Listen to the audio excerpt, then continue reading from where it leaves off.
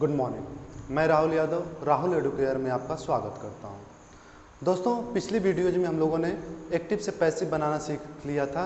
कैसे हमारे जो असर्टिव सेंटेंस होते हैं उनको एक्टिव से कैसे पैसिव में कन्वर्ट करते हैं। ठीक है, उन सेंटेंसेस को भी देख लिया था, उन वर्ब्स को भी देख लिया था। जो वर्ब्स उन सेंटेंसेज में आती हैं तो उनमें हम लोग बाई न लगा के कुछ और लगाते हैं। ठीक है, फिर उसके बाद हम लोगों ने मॉडल्स के बारे में भी पढ़ा था कि जब मॉडल्स आएंगे तो उस समय हमारा एक्टिव से पैसिव बनाने का क्या रोल होगा। ठीक है, आज की वीडियो दोस्तों आप लोगों के लिए ज़्यादा इंपॉर्टेंट होने वाली है, क्योंकि ये जो हमारा वीडियो है ये हमारे ज़्यादातर एडवांस लेवल के लिए वीडियो बन रहा है। मतलब उन बच्चों के लिए ज़्यादा ये है जो कि हाई लेवल का एग्जाम के बारे में सोच रहे हैं या फिर इंग्लिश का डीप नॉलेज रखना चाहते हैं। ठीक है, कुछ कन्फ्यूजन यहाँ पे होती हैं कि मतलब कभी कभी आपने सुना होगा कि ट्रांजिटिव वर्ब जो होती हैं उनका सिर्फ पैसिव बनता है, इंट्रांजिटिव वर्ब का नहीं पैसिव बनता है। ठीक है, कभी कभी आपने सुना होगा कि प्रीपोजिशन जो होते हैं वो दो प्रीपोजिशन एक जगह नहीं होते हैं, लेकिन कई केसेज में आप देखेंगे कि वहाँ पे दो प्रीपोजिशन एक ही साथ यूज होंगे। तो आज उन्हीं को हम लोग डिफ्रेंशिएट करेंगे कि कब ऐसा होता है और क्यों ऐसा होता है। ठीक है, क्योंकि बस हम लोग रट लेंगे अगर कि ऐसी चीज़ें होती हैं, क्योंकि हम लोगों ने देख लिया कि बस इसका रूल ऐसे बनता है, क्यों बनता है और ये कैसे होता है, अगर इसके बारे में हम लोग समझते हैं तो बहुत सारे क्वेश्चंस हमको करने में आसानी होगी। ठीक है, तो आज हम लोग उसी के बारे में बात करेंगे कि हमारी जो ट्रांजिटिव होती है, ट्रांजिटिव को तो सब लोगों को पता है कि ट्रांजिटिव वर्ब में क्या होता है, उसका पैसिव बनता है। बट इन ट्रांजिटिव वर्ब को ज़्यादातर किताबों में या फिर ज़्यादातर लोगों को मैंने सुना है, बच्चों से भी जनरली कन्फ्यूजन में रहते हैं, उनका ये कहना है कि सर इन ट्रांजिटिव वर्ब जो होती है वो उसका पैसिव नहीं बनता है। ठीक है, तो कौन सी वर्ब ट्रांजिटिव होती है और कौन सी वर्ब इंट्रांजिटिव होती है। एक ही वर्ब आप देखोगे कि कभी कभी वो ट्रांजिटिव की तरह काम करती है और कभी कभी इंट्रांजिटिव की तरह काम करती है। बस समझ में आया? तो इसलिए यहाँ पे क्या होता है कि थोड़ा सा कन्फ्यूजन हो जाता है। बात सही है कि इंट्रांजिटिव वर्ब का पैसिव नहीं बनता है, लेकिन जो वर्ब होती है वो कैसे आप पता लगाओगे कि ये ट्रांजिटिव है कि इंट्रांजिटिव है। ठीक है, इसके बारे में पहले हम लोग बात करते हैं। तो आपको पता है जो वर्ब होती है ये दो टाइप की होती है, इसको यानी दो कैटेगरी हम लोग बनाते हैं। कोई भी वर्ब जो होती है उसको हम लोग हमेशा दो कैटेगरी बनाते हैं। पहली कैटेगरी हमारी होती है फाइनाइट की और दूसरी कैटेगरी हमारी होती है नॉन फाइनाइट की। ठीक है, फाइनाइट वर्ब और नॉन फाइनाइट वर्ब के बारे में हम लोग ये मतलब वर्ब के हमने कैटेगरी ऐसे बनाई है। फाइनाइट वर्ब क्या होती है, ये वो वर्ब होती हैं जो कि सब्जेक्ट या टेंस इन दोनों के चेंज होने की वजह से वो अपने आप को चेंज कर लें। बात समझ में आया? फाइनाइट वर्ब जो होती हैं इसमें क्या होता है, सब्जेक्ट और टेंस को चेंज होने से, जैसे अगर लिखा जाए ही स्लिप्स, नॉर्मली इतनी बात बोला जाए ही स्लिप्स। ठीक है, तो यहाँ पे क्या हो गया, आपने देखा ये जो वर्ब है ये सब्जेक्ट ही आने की वजह से एस लगा हुआ है। बट अगर अब मैं कह दूँ यू तो यहाँ पे आपको स्लिप नहीं करके सिर्फ स्लिप करना पड़ेगा। अगर मैं इसी को कॉन्टिन्यूअस में बना दिया दूँ ही इज स्लीपिंग, तो जैसे हमने देखिए जैसे हमने क्या किया, सब्जेक्ट को चेंज किया, ही के बजाय यू लगाया तो हमारा स्लिप्स की बजाय स्लिप हो गया। अगर हमने टेंस चेंज कर दिया यानी कि इंडेफिनिट के बजाय हमने कॉन्टिन्यूअस का यूज किया तो वहाँ पे स्लिप की बजाय स्लीपिंग आ गया। बस समझ में आया? तो इस तरीके की जो वर्ब होती हैं, यहाँ पे जो हमारी वर्ब होगी ये हमारी क्या कहलाएगी, ये जो स्लिप कहलाएगी वो क्या होगी, हमारी फाइनाइट वर्ब होती है। ठीक है, जबकि नॉन फाइनाइट वर्ब जो होता है, ये नॉन फाइनाइट वर्ब चाहे आप टेंस चेंज कर दो चाहे आप सब्जेक्ट चेंज कर दो, मतलब आंधी तूफान कुछ भी आ जाए इसको फर्क नहीं पड़ता, ये चेंज नहीं होगा चाहे कहीं पे यूज हो।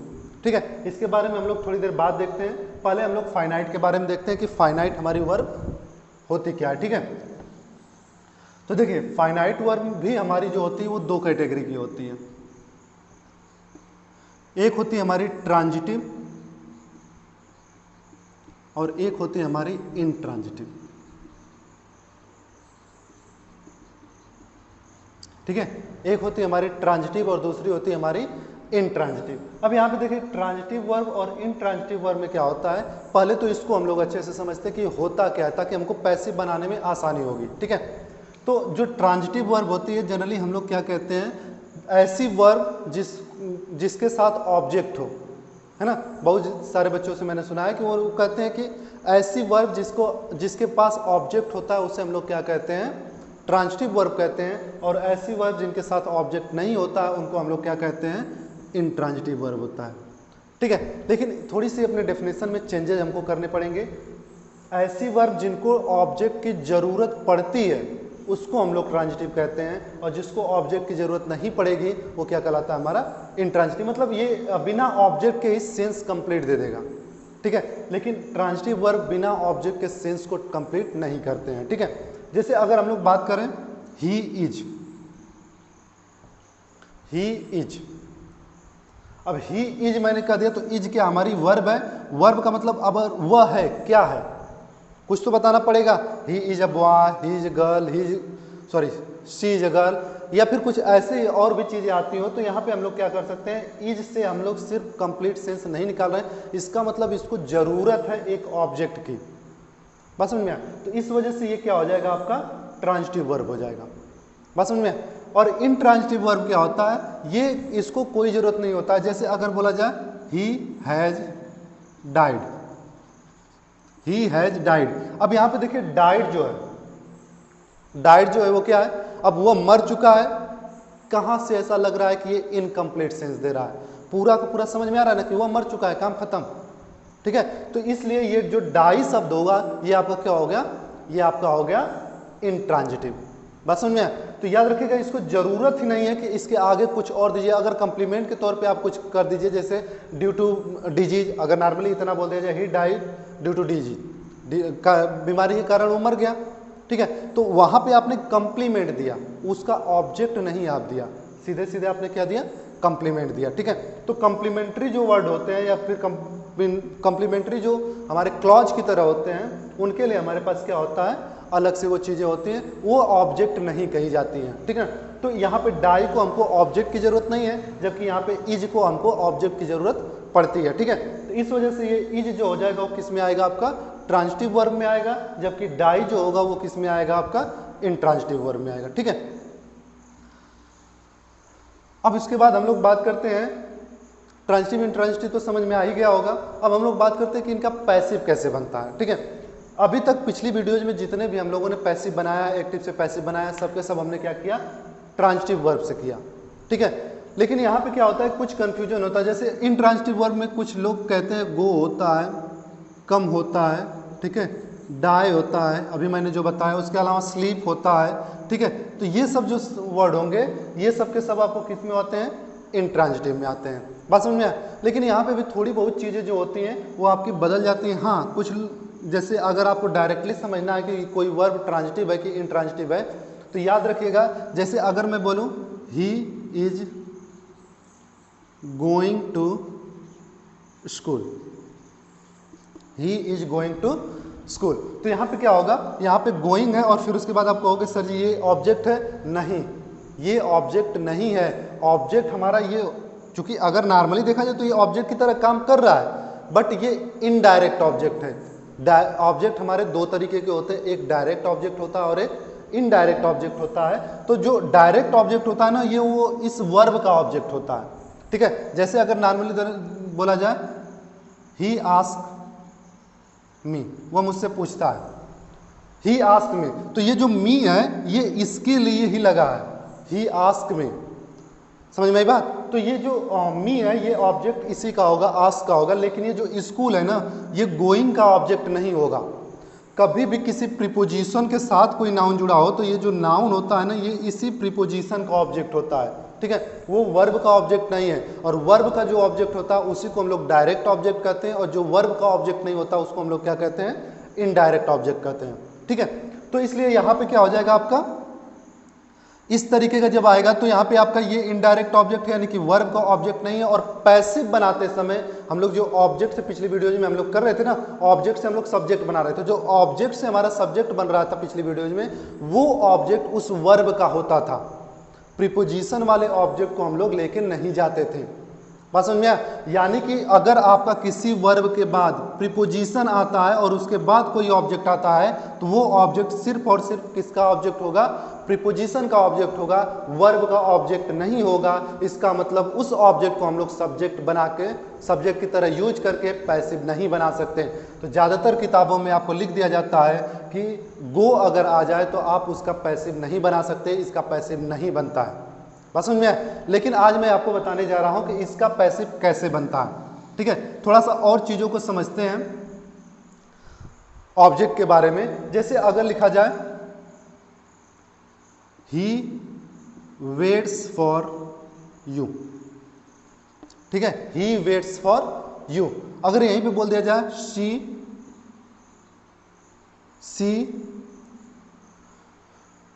वेट्स इन हर पेरेंट्स,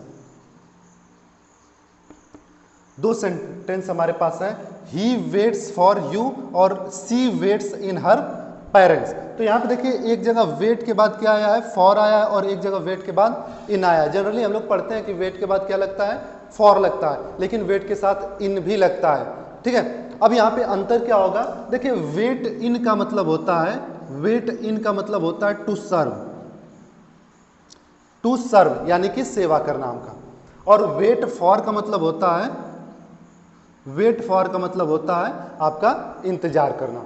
बात समझ में आया? तो वेट इन जो होता है वो क्या हो गया, उसकी अलग मीनिंग हो गई, और वेट फॉर का मतलब अलग हो गया। ऐसे केस में जैसे मैंने अभी बताया कि वर्ब के बाद प्रीपोजिशन आ जाएगा, उसके बाद वाला जो ऑब्जेक्ट होगा वो उस प्रीपोजिशन का ऑब्जेक्ट कहलाएगा, यानी कि इनडायरेक्ट ऑब्जेक्ट कहलाएगा। लेकिन यहाँ पे क्या होगा कि चूंकि ये पूरा सेंस जो ये पूरा यानी कि वर्ब और प्रीपोजिशन दोनों को कंबाइंड रूप से देखने पे हमको एक सेंस मिल जाता है, एक वर्ब मिल जाता है, कंपाउंड वर्ब इसको कहते हैं, ठीक है। तो इस समय अब ये पूरा का पूरा आपका वर्ब में काउंट होता है। He waits for, waits for पूरा क्या हो जाएगा, आपका वर्ब हो जाएगा। इसका मतलब फिर वो वर्ब के बाद आने वाला आपका क्या हो जाएगा, ऑब्जेक्ट, ये डायरेक्ट ऑब्जेक्ट हो जाएगा। बात समझ में आया? कंफ्यूजन में मत रहिए। जैसे यहाँ पे अगर बात करें सी वेट्स इन हर पेरेंट्स, तो अगर आप कहोगे सर इन आ गया, इन का मतलब प्रीपोजिशन आ गया, और अभी अभी हमने बताया कि प्रीपोजिशन वाला जो ऑब्जेक्ट होता है वो उस प्रीपोजिशन का होता है ना कि वर्ब का होता है। लेकिन मैंने कहा ना इस वेट्स इन का मतलब होता है क्या, वेट्स इन का मतलब क्या होता है, सेवा करना। सेवा करने का मतलब ये वेट इन पूरा कंबाइंड रूप से मतलब है उसका सेवा करना, मतलब वेट इन पूरा का पूरा आपका वर्ब है। और जब ये पूरा वर्ब है तो इसके बाद ये आने वाला ऑब्जेक्ट क्या हो जाएगा, आपका डायरेक्ट ऑब्जेक्ट होगा, न कि इनडायरेक्ट ऑब्जेक्ट होगा। इस चीज को ध्यान से समझिएगा क्योंकि कंपटीशन में ये पूछता है, कभी कभी आपको अंडरलाइन कर देगा ही वेट्स फॉर यू, और पूछेगा यू क्या है, direct object, indirect object, both A and B and none of these. बात समझ में आया? तो इस चीज को आप ध्यान रखिएगा, ये क्या होगा आपका, ये डायरेक्ट ऑब्जेक्ट कहलाएगा, ठीक ना। क्यों? क्योंकि वेट फॉर पूरा कंबाइंड रूप से एक वर्ब को शो कर रहा है, ठीक है। यहाँ पे जैसे वहां पे हमने लिखा ना he is going to school, तो गोइंग का मतलब अलग है और टू वहां पे अपना प्रीपोजिशन सेंस दे रहा है। जैसे अगर मैं बोलूं he is going to school, तो यहाँ पे जो टू है ना, ये गोइंग टू के लिए पूरा वर्ब का मतलब नहीं है, यहाँ पे सिर्फ गोइंग का मतलब है। टू तो ये बता रहा है ना कि डिस्टेंस जो है वो कम हो रहा है, प्रीपोजिशन का अपना यूज दे रहा है, यानी इसका मतलब वो प्रीपोजिशन है, ठीक है। तो ये प्रीपोजिशन की तरह जब टू काम कर रहा है तब इसका वाला जो होगा वो ऑब्जेक्ट आपका इनडायरेक्ट ऑब्जेक्ट कहलाएगा। लेकिन यहाँ पे ये प्रीपोजिशन की तरह काम नहीं कर रहा है, इनका मतलब तो में होता है। लेकिन अगर आप बात करो तो सी वेट्स इन हर पेरेंट्स, मतलब वो अपने पेरेंट्स में इंतजार करती है, इसका क्या मतलब होगा, कोई लॉजिक तो बना नहीं, ठीक ना। तो यहाँ पे जो इन है वो अपना प्रीपोजिशन वाला जो उसका कार्य था वो उसको छोड़ के अपना वर्ब का कार्य करना शुरू कर दिया।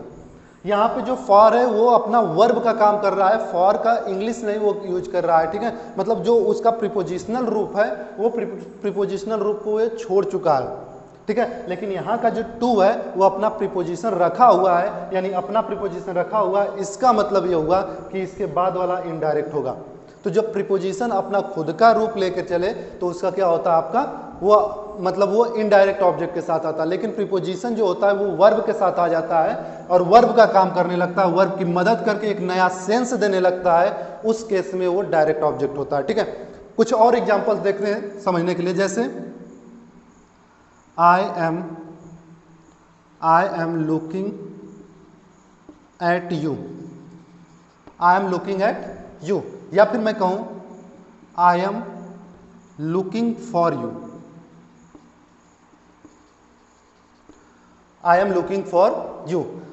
अब यहाँ पे भी देखिए प्रीपोजिशन जो है, अगर आप नॉर्मल सेंस के हिसाब से कहो तो ये ऑब्जेक्ट है और प्रीपोजिशन है, प्रीपोजिशन का बाद आने वाला ऑब्जेक्ट आपका इनडायरेक्ट ऑब्जेक्ट होगा, ठीक है। लेकिन दोनों का सेंस जो है ना वो अलग है। लुक एट का मतलब होता है देखना, लुक एट का मतलब क्या होता है, देखना, बट लुक फॉर का मतलब होता है ढूंढना, टू सर्च, ठीक है। तो यहाँ पे देखिए ये प्रीपोजिशन इसके साथ एट आया तो उसका अलग मतलब था, फॉर आया तो उसका अलग मतलब था, ठीक है। लुक फॉर का मतलब क्या होता है, ढूंढना, तो यहाँ पे अलग मतलब हो गया। तो अब यहाँ पे जब अलग सेंस हो रहा है, इसका मतलब ये जो प्रीपोजिशन है ये अपना रूप न रख के, यानी अपना खुद का प्रीपोजिशन वाला काम न करके ये वर्ब का काम करने लगा, ठीक है। और जब ये एट वर्ब का काम करने लगा तो इसके बाद वाला ऑब्जेक्ट आपका क्या होगा, डायरेक्ट ऑब्जेक्ट होगा, और इसके बाद वाला ऑब्जेक्ट क्या होगा, आपका डायरेक्ट ऑब्जेक्ट होगा।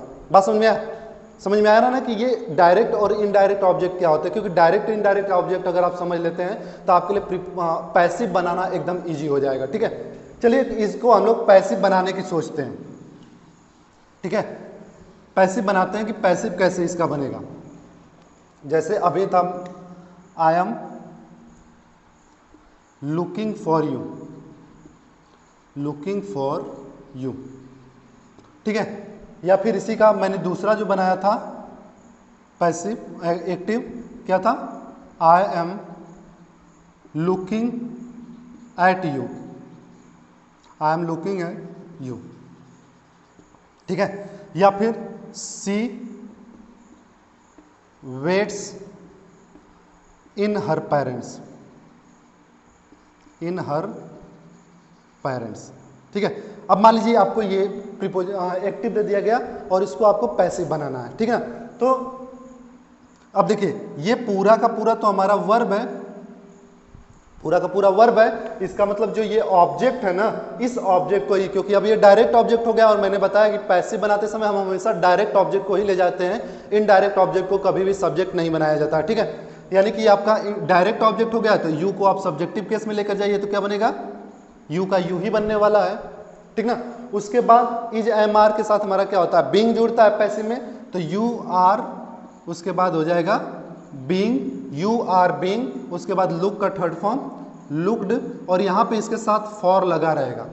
देखिए एक चीज आप और कंफ्यूज हो जाओगे, सर ये पूरा कंबाइंड रूप से है तो हमारा थर्ड फॉर्म तो इसके साथ लास्ट में जनरली हम लोग सोचते हैं, लेकिन ऐसा नहीं है। जब कंपाउंड वर्ब होते हैं उसमें जो हमारा वर्ब होता है ना उसी के साथ लगता है, जो उसके साथ प्रीपोजिशन आया वो साथ साथ से चलता है, ठीक ना, मदद करता रहता है बस। तो लुक का ही हम लोग थर्ड फॉर्म लुक्ड लिखेंगे, बाकी जो फॉर होगा उसका आपका फॉर साथ में रहेगा।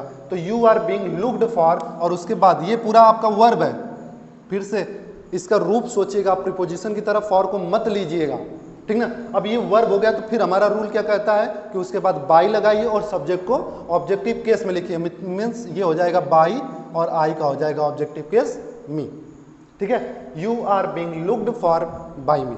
तो यहाँ पे देखिए दो दो प्रीपोजिशन एक साथ हो रहे हैं। अगर नॉर्मली हम लोग सोचे अपने नॉर्मल वे में, फॉर भी आ रहा है बाई भी आ रहा है, आप कहोगे सर जी दो दो प्रीपोजिशन। मैंने अभी बता दिया कि अब जो फॉर है वो वर्ब की तरह काम कर रहा है, वो प्रीपोजिशन का वर्क नहीं कर रहा है, और बाई यहाँ पे प्रीपोजिशन का वर्क कर रहा है, ठीक है। कोई कंफ्यूजन अब नहीं होगा ना। आगे जैसे अगर हम लोग इसके पैसिव के बारे में सोचें तो यहाँ पे भी फिर वही बात, लुक एट पूरा का पूरा आपका क्या है, पूरा का पूरा आपका वर्ब है, यानी यू आपका डायरेक्ट प्रीपोजिशन हुआ। इसको अगर आप ट्रांसफॉर्म करते हो तो यू का यू ही बनने वाला है, you are being looked at by me, it will be your sentence, right. Now come to the next one, she waits in her parents. तो मैंने बताया वेट इन का मतलब क्या होता है, सेवा करना, मतलब किसी को सर्व करना, ठीक है। तो यहाँ पे आपका ये फिर पूरा प्रीपोजिशन हो गया, मतलब ये पूरा आपका क्या हो गया, हर पेरेंट्स, ये आपका ऑब्जेक्ट हो गया। तो यहाँ पे क्या हो जाएगा, हर पेरेंट्स, ठीक है, हर पेरेंट्स। देखिए आप कहोगे सर हर का क्यों नहीं सब्जेक्टिव बना रहे हैं, तो मैंने बताया है कि ऑब्जेक्टिव का सब्जेक्टिव पैसिव में बनता है, न कि पसेसिव का, और हर क्या है आपका पसेसिव है, ठीक है। क्योंकि पसेसिव वो भी एडजेक्टिव है, क्योंकि पसेसिव के बाद जो नाउन आता है तो ये एडजेक्टिव का काम करता है, और एडजेक्टिव को हम लोग सब्जेक्टिव केस में नहीं रखते हैं, ठीक ना। तो यहाँ पे क्या हो जाएगा, हर पेरेंट्स, और वेट से यानी कि यहाँ पे क्या हो जाएगा, आर होगा, प्रेजेंट इंडेफिनिट था, आर हो गया, वेटेड इन बाय हर, ये हमारा पैसिव बनेगा, ठीक है। समझ में आई बात। तो कभी कभी इनडायरेक्ट ऑब्जेक्ट दिखने वाला, जैसे लगता है ऑप्टिकली, ऐसे हमको समझ में आता है कि लग रहा है, वो भी डायरेक्ट ऑब्जेक्ट होता है और उसका हम लोग पैसिव बनाते हैं, ठीक है। बात समझ में आई। चलिए आगे देखते हैं, थोड़ा सा इसका स्क्रीनशॉट ले लीजिए, फिर हम लोग आगे देखते हैं। चलिए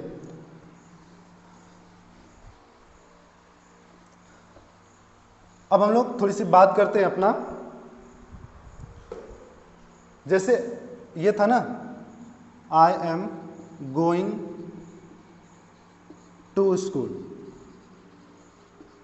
आई एम गोइंग टू स्कूल, इसका आपको पैसिव बनाना है, ठीक है, ठीक ना। जैसे और होता है, एक होता है आपका sugar is sweet, sugar is sweet, ठीक है। तो इस तरीके का अगर हम लोगों को पैसिव बनाया जाए, जैसे अगर ये देखा जाए, ही हैज डाइड, ठीक है। ये सब यानी कि ये सब हमारे क्या है, ये सब हमारे इंट्रांजिटिव वर्ब हैं, और जनरली ये कहा जाता है कि ये इंट्रांजिटिव वर्ब जो होते हैं उनका पैसिव नहीं बनता है, ठीक ना, क्योंकि इनके पास अपना खुद का ऑब्जेक्ट, जैसे गोइंग है तो गो का मतलब जाना, ये ठीक है, टू अपना प्रीपोजिशन वाला रूप लिया, इसका मतलब ये आपका इनडायरेक्ट ऑब्जेक्ट हुआ, और इनडायरेक्ट ऑब्जेक्ट को हम लोग सब्जेक्ट बनाते नहीं है, इसका मतलब इसका पैसिव हम लोग नहीं बनाएंगे, ठीक है। ही हैज डाइड, तो यहाँ पे तो आपका सीधा सीधा दिख रहा है, डाइड वर्ब के बाद ऑब्जेक्ट लिखा ही नहीं, यहाँ पे तो फिर भी एक इनडायरेक्ट ऑब्जेक्ट है, बट यहाँ पे तो वो भी नहीं, ठीक ना।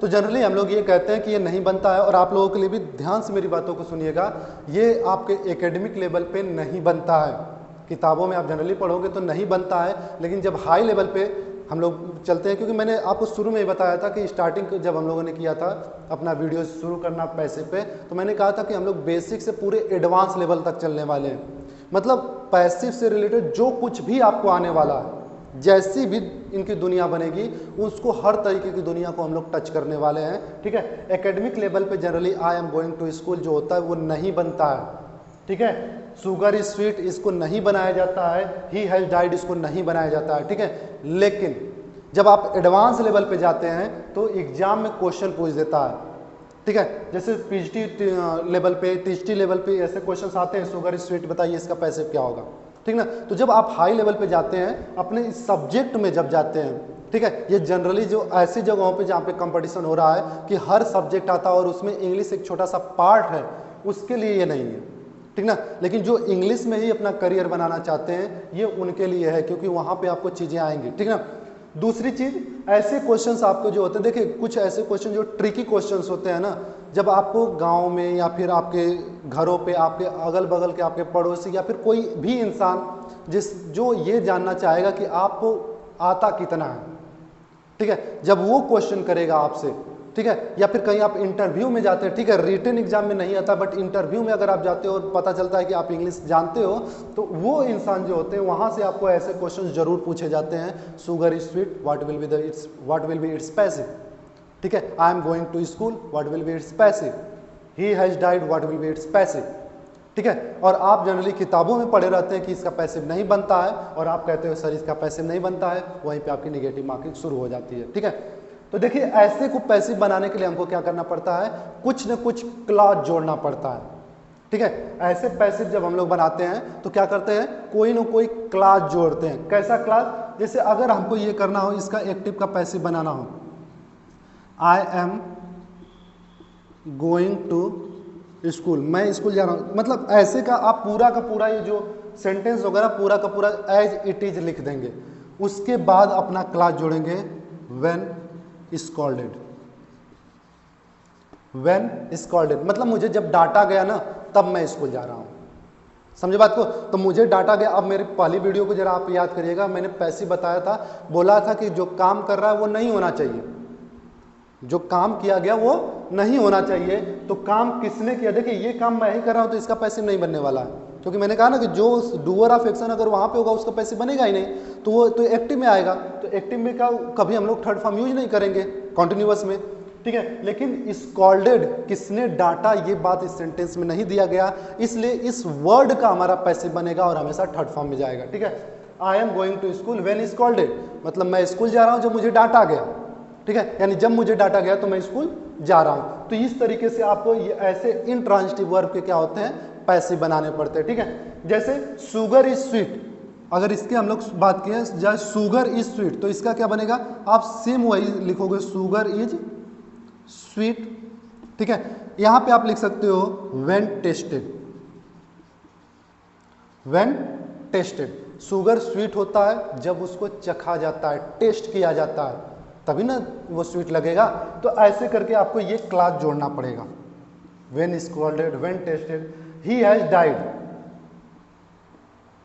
ही हैज डाइड। तो यहाँ पे आप भी इसको लिखेंगे ही हैज डाइड, पूरा आप लिख लिए। और उसके बाद आपको यहाँ पे लग जाएगा व्हेन स्टैब्ड, वह मर चुका है जब उसे कुछ स्टेप, मतलब क्या होता है, जैसे छुरा होता है ना तो उसको भोंका जाता है जब, तो उसको कहते हैं हम लोग स्टेपिंग। ठीक है, तो ये स्टेप यानी कि जब उसको छुरा घोपा गया तो वो क्या हो गया, वो मर गया। तो यहाँ पे भी क्या हुआ, किसने उसको ये स्टेप किया, किसी को पता नहीं, तो ये आपका पैसिव बनेगा। तो जो इंट्रांजिटिव वर्ब होते हैं उसको पैसिव बनाने के लिए हमको क्या करने पड़ते हैं, कुछ एक्स्ट्रा क्लॉज जोड़ने पड़ते हैं अकॉर्डिंग टू सिचुएशन, कि हमारा सिचुएशन। अब यहाँ पे थोड़ी कहेंगे कि ही हैज डाइड व्हेन टेस्टेड, जब उसका स्वाद चखा गया तो वो मर गया। क्या कोई कीड़ा मकोड़ा है जिसको आप खाने लगोगे? ठीक है, हालांकि खाते तो होगे नहीं, फिर भी ही हैज डाइड। तो इसमें क्या होता है, ऐसे चूंकि ज़्यादातर चीज़ों में समझ में नहीं आता है, क्योंकि हमको सिचुएशन के हिसाब से बात करनी पड़ती है। हर सेंटेंस में हमको एक अलग सोच रखनी पड़ती है। ठीक है, जैसे I am going to school, तो I am going to school, अब यहाँ पे कहोगे व्हेन स्टेप, जब मुझे छुरा भोंका गया तो मैं स्कूल जा रहा हूँ। भैया हॉस्पिटल में जाओगे, ठीक ना। तो इस तरीके, अगर ये रहे I am going to hospital, ठीक है, तो यहाँ पे आप इस चीज़ को लिख सकते हो व्हेन स्टेप, जब मुझे छुरा भोंका गया तो मैं क्या कर रहा हूँ, जा रहा हूँ हॉस्पिटल में। ठीक ना, तो अकॉर्डिंग टू सिचुएशन हमारा जो सेंटेंस है वो सेंटेंस कैसा है उसके अकॉर्डिंग हम लोग क्या करते हैं, एक क्लॉज जोड़ देते हैं, और उस क्लॉज के हिसाब से हमारा क्या होता है, जो इंट्रांजिटिव वर्ब होती हैं उनका भी पैसिव बन जाता है।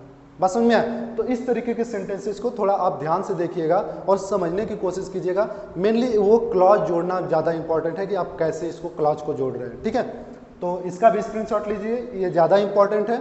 ठीक ना, इसको पूरा अच्छे से ले लीजिए और फिर उसके बाद हम लोग आगे बढ़ते हैं।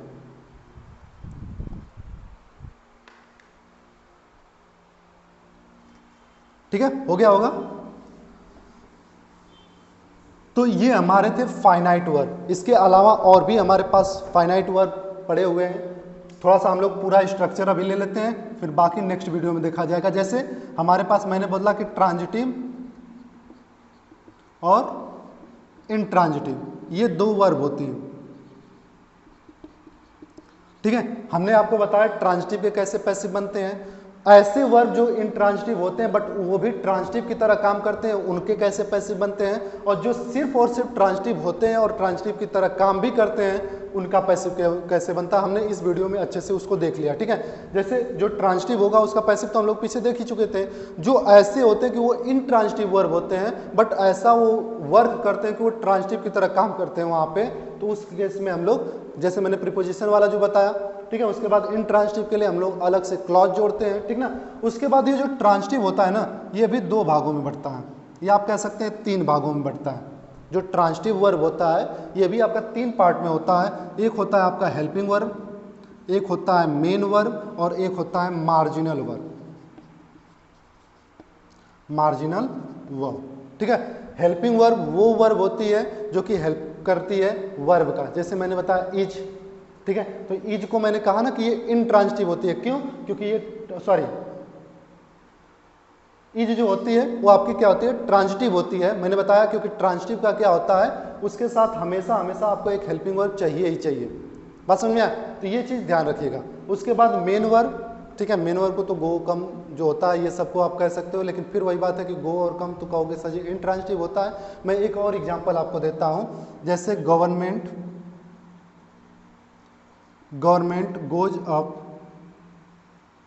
Goes up for petrol, goes up for petrol. ठीक है, अब यहाँ पे government goes up for petrol का मतलब क्या होगा कि गवर्नमेंट ने पेट्रोल के दाम बढ़ा दिए। समझे बात को? तो ये गोज अप का मतलब फिर वही बात मैंने बताया ना कि ये खुद का काम जब करेंगे, खुद के सेंस देंगे तब तो ठीक है, बट ये दूसरा सेंस देने लगे कंबाइन फॉर्म में, तो यहाँ पे क्या हो जाएगा आपका, ये आपकी ट्रांजिटिव में आती है। ठीक ना, तो फिर ये ट्रांजिटिव हो गया गो। ठीक ना। मैंने बताया था ना कि इंट्रांजिटिव में गो, कम, ये सब आता है, बट वो तब आता है जब वो अपना सेंस देता है। लेकिन जब वो किसी प्रीपोजिशन के साथ, किसी के साथ कंबाइन करके जब वो दूसरा सेंस देने लगता है तो वो फिर किस में आ जाते हैं, ट्रांजिटिव में आ जाते हैं। बात समझ में आया? तो ये आपका गवर्नमेंट गोज फॉर पेट्रोल, तो ये आपका क्या हो जाएगा, गोज जो होगा वो आपका ट्रांजिटिव हो जाएगा। यानी कि आपका ये जो बनेगा पैसिव, इसका अगर हमको बनाना होगा तो क्या बनेगा, petrol is gone up for by the government. ठीक है। तो इंग्लिश में जो होता है वो वर्ड काम नहीं करता है। वर्ड जो होता है, वर्ड अगर आपने याद कर लिया कि ये वर्ब जो होती है इसमें ट्रांजिटिव होती है, ये वर्ब जो होती है इंट्रांजिटिव होती है, ऐसा कुछ नहीं होता है। वर्ब किस रूप में है और क्या काम कर रही है, इसके अकॉर्डिंग वो जो होती है वो डिसाइड होता है कि वो क्या कर रहा है। ठीक है, यानी कि वो उसका रूप क्या है और वो किस पार्ट में जाएगा। अभी मैंने बताया गो जो होता है, जैसे he is going to school, तो गो जो हो वहाँ पे क्या हो जाएगा आपका, वो इंट्रांजिटिव होगा। लेकिन यहाँ पे गो का अगर हम लोग बात करें तो वो क्या हो गया, ट्रांजिटिव हो गया। तो वर्ड मायने नहीं रखता, गो ही है। कभी एक सेंटेंस में आ रहा है तो इंट्रांजिटिव की तरह काम कर रहा है, दूसरी सेंटेंस में आ रहा है तो ट्रांजिटिव की तरह काम कर रहा है। तो बस इतना समझेगा कि सेंटेंस में, इंग्लिश में वर्ड मायने नहीं रखता कि वो क्या है, वर्ड किस रूप में यूज होता है वो मायने रखता है। ठीक है, तो इस चीज को समझ लीजिएगा। ठीक ना, गोज का भी मैंने एग्जांपल दे दिया। अब हम लोग थोड़ा सा आगे देखते हैं। तो हेल्पिंग वर्ब जो होती है वो हेल्प करने के काम आती है। मेन वर्ब जो होती है वो क्या करती है, वो मेन वर्ब होती है। ठीक ना, और मार्जिनल वर्ब जो होती है ये इन दोनों का रूप होती है। मतलब वो कभी कभी हेल्पिंग वर्ब की तरह भी काम करती है, कभी कभी मेन वर्ब की तरह काम करती है, कभी कभी दोनों की तरह काम करती है। ठीक है, मतलब अकेले यूज हो जाएगी तो उसका वो हेल्पिंग वर्ब भी होगी और वो मेन वर्ब भी होगी। ठीक ना, तो ये मार्जिनल वर्ब जो होगी वो कितनी होंगी, जैसे अगर हम लोग बात करें तो क्या होता है, कुछ एग्जाम्पल हम लोग लेते हैं। तो एक होता है यूज टू, एक होता है डेयर टू, ठीक है, एक होता है ऑट टू और एक होता है नीड टू। यही चार होती हैं जो कि मार्जिनल वर्ब में यूज होती हैं। ठीक ना, इनके बारे में हम पिछली वीडियोज में ऑलरेडी बता चुके हैं कि जो मार्जिनल वर्ब होती हैं उनका पैसिव कैसे बनता है, वो हम लोगों ने पिछली वीडियो में देख लिया था। ठीक ना, use to, dare to, ought to और नीड टू। बस समझ में, इनके बारे में जब हम लोग अलग से वर्ब का एक अलग से वीडियो देखा जाएगा जिसमें पैसिव की बात हम लोग नहीं करेंगे, उसमें इसका यूज कहाँ कहाँ होता है उसको हम आपको समझा देंगे। ठीक ना, तो ये हो गया आपका मार्जिनल वर्ब। उसके बाद जो हमारी मेन वर्ब हेल्पिंग वर्ब जो होती है इसकी भी कई कैटेगरी होती है। एक होती है प्राइमरी, एक होती है प्राइमरी हेल्पिंग वर्ब और एक होती है मॉडल।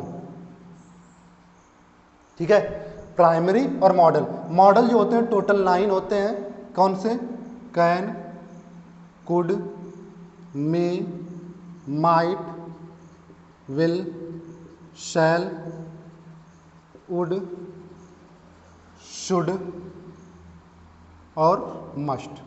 ये 9 होती है total, can, could, may, might, will, would, should और मस्ट। ये आपके टोटल 9 होती हैं, वो होती हैं मॉडल्स। ठीक है, मॉडल के बारे में हम लोगों ने पिछली वीडियो में देख लिया था कि मॉडल जब आएंगे तो उनका पैसिव कैसे बनेगा। ठीक ना, उसके बाद बारी आती है प्राइमरी की। तो प्राइमरी जो वर्ब होती है वो 3 प्रकार की होती है। जो हमारी प्राइमरी वर्ब होती है, प्राइमरी हेल्पिंग वर्ब आप कह लीजिए, वो कितनी होती हैं, 3 होती हैं। एक होता है टू बी, एक होता है टू डू और एक होता है टू हैव। ठीक है, टू बी, टू डू और टू हैव। देखिए टू बी जो होती है ना टोटल 5 होती हैं, इज, एम, आर, वाज या वर। ये पांचों जो होती हैं ये आपकी टू बी कहलाती हैं। टू डू जो होता है वो होता है 3, डू, डज और डिड। ये 3 होती हैं आपकी टू डू। और टू हैव भी जो होता है वो भी 3 होता है, यानी कि हैज, हैव एंड हैड। ये तीनों जो होते हैं वो आपके टू हैव में आते हैं। बात समझ में आया? तो फाइनाइट 2 तरीके की, ट्रांजिटिव, इंट्रांजिटिव, इसको हमने अभी अच्छे से देखा। फिर उसके बाद ट्रांजिटिव जो होती है 3, हेल्पिंग, मेन और मार्जिनल। ठीक ना, तो हेल्पिंग वर्ब जो होती है, मार्जिनल को मैंने बता ही दिया था, लिख देते हैं थोड़ा आपको स्क्रीनशॉट लेने में आसानी होगी। ऑट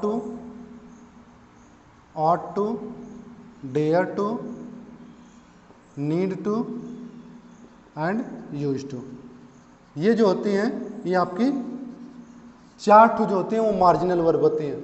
फिर हेल्पिंग वर्ब जो होती है वो 2 टाइप की होती है, primary helping verb and modal helping verb.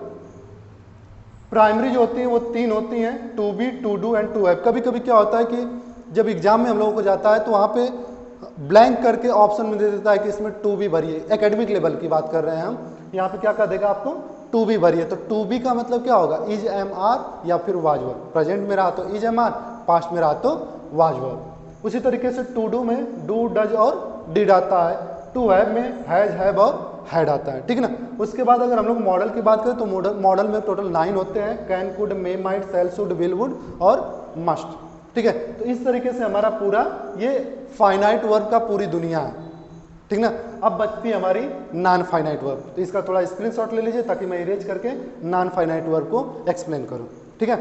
ले लीजिए, चलिए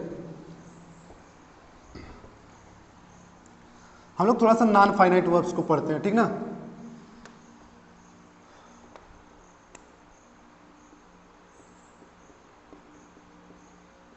नॉन फाइनाइट वर्ब, देखिए नॉन फाइनाइट वर्ब ये जैसे मैंने बताया, फाइनाइट वर्ब टेंस या फिर सब्जेक्ट को आप चेंज करेंगे तो वो अपने आप को चेंज कर लेती हैं, उसको हम लोग फाइनाइट बोलते हैं। और नॉन फाइनाइट कुछ भी हो जाए वो अपने आप को चेंज नहीं करेंगी। और ये होती टोटल 3 है।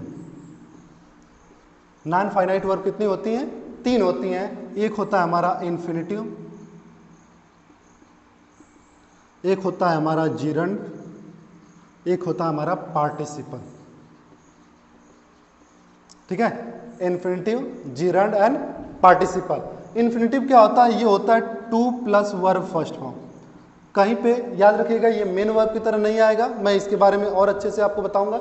इन्फिनिटिव जो होता है टू प्लस मेन वर्ब का फर्स्ट फॉर्म होता है। जीरंड जो होता है ये वर्ब का आईएनजी फॉर्म होता है, ठीक ना। जीरंड आपका वर्ब का आईएनजी फॉर्म होता है। और पार्टिसिपल टोटल 3 होते हैं, present participle, past participle and perfect participle. Perfect participle, ठीक है। प्रेजेंट पार्टिसिपल जो होता है ये भी वर्ब का आईएनजी फॉर्म होता है। पास्ट पार्टिसिपल ये वर्ब का थर्ड फॉर्म होता है। और परफेक्ट पार्टिसिपल जो होता है ये हैविंग प्लस वर्ब का थर्ड फॉर्म होता है, ठीक है। तो आप कंफ्यूज इस बात से हो सकते हैं कि सर जीरंड में भी वर्ब का आईएनजी फॉर्म है और प्रेजेंट पार्टिसिपल में भी वर्ब का आईएनजी फॉर्म है, हम लोग डिस्टिंग्विश कैसे करेंगे। तो याद रखिएगा जीरंड हमेशा नाउन की तरह काम करता है। किसकी तरह काम करता है, नाउन की तरह। जबकि प्रेजेंट पार्टिसिपल जो होता है ये हमेशा एडजेक्टिव की तरह काम करता है, ठीक है। जैसे अगर हम लोग बात करते हैं तो अगर running, cures many diseases, running cures many diseases, जो रनिंग होती है वो हमारी कई सारी बीमारियों का क्या होती है, वो संहारक होती है, उसको ठीक कर देती है। लेकिन अगर यहीं पे मैं बोलूं running boy is coughing, running boy is coughing, मतलब जो दौड़ रहा है लड़का, वो लड़का क्या कर रहा है, खांस रहा है, कफिंग कर रहा है, ठीक है। तो यहाँ पे जो होगा, देखिए रनिंग यहाँ पे अकेले आया, उसके जस्ट बाद में क्या आ गया, वर्ब आ गया। इसका मतलब running has been used here as as a subject and it is noun form, ठीक है। लेकिन यहाँ पे रनिंग के बाद बॉय आया है, ठीक है। तो आप वही बताइए, जब बॉय ऑलरेडी सब्जेक्ट है तो उसके साथ आने वाला क्या होता है, फिर एडजेक्टिव होता है ना। तो यहाँ पे रनिंग जो होगा वो क्या हो जाएगा, आपका एडजेक्टिव हो जाएगा। यानी कि रनिंग यहाँ से जीरंड फॉर्म है और यहाँ का रनिंग जो है वो क्या है, प्रेजेंट पार्टिसिपल फॉर्म है। बात समझ में आया। उसके बाद ये पास्ट का जो है वर्ब थर्ड फॉर्म और परफेक्ट वाला हैविंग, और फिर उसके बाद वर्ब का थर्ड फॉर्म, ठीक है। तो ये हमारी पूरी दुनिया होती है वर्ब की। जैसे मैंने फाइनाइट का पूरी दिखाया, उसके बाद नॉन फाइनाइट का भी इतनी ही दुनिया होती है, ठीक है। यानी पूरी वर्ब की जो दुनिया है वो यही है। बात समझ में आया। हमने ट्रांजिटिव और इंट्रांजिटिव को आज देखा कि कैसे एक्टिव से पैसिव बनाते हैं। बाकी हम लोग नेक्स्ट वीडियो में नॉन फाइनाइट को इन्फिनिटिव का कैसे पैसिव बनाते हैं, जीरंड का कैसे पैसिव बनाते हैं, पार्टिसिपल का कैसे पैसिव बनाते हैं, इन सबों को हम लोग नेक्स्ट वीडियो में देखा जाएगा, ठीक है। थोड़ा सा आप और प्रैक्टिस पे ध्यान देते रहिएगा, प्रैक्टिस करते रहिएगा। आज के वीडियो में बस इतना ही। Thank you very much.